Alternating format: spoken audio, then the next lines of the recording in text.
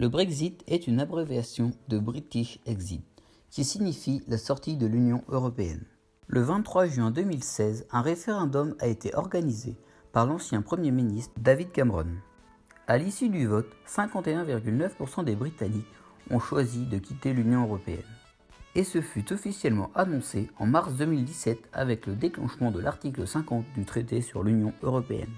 Le Royaume-Uni et l'Union européenne ont choisi jusqu'en janvier 2020 pour négocier cette sortie. Côté britannique, c'est le Premier ministre Boris Johnson qui mène ces négociations.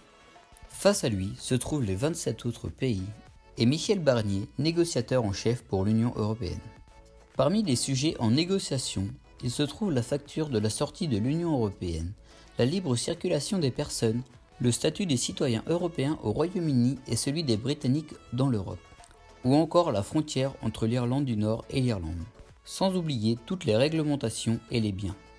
Les dossiers se comptent en centaines et mettront plusieurs années à être définitivement réglés. C'est pourquoi Bruxelles et Londres ont réussi à s'accorder sur une période de transition post-Brexit, qui durera jusqu'au 31 décembre 2020. Permettant ainsi au Royaume-Uni et à l'Union européenne de conclure des accords commerciaux. Avec le Brexit, l'Union européenne perd l'une de ses trois grandes puissances, l'une de ses plus importantes places financières au monde, et un acteur diplomatique de premier plan.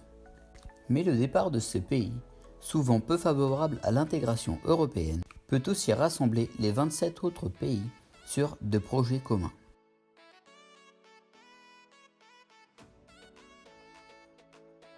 Nous espérons que vous en savez un peu plus sur l'Union européenne. Nous vous laissons avec l'étude d'un texte politique fait par nos camarades. Merci de votre écoute et à la prochaine dans une nouvelle rubrique sur l'Union européenne.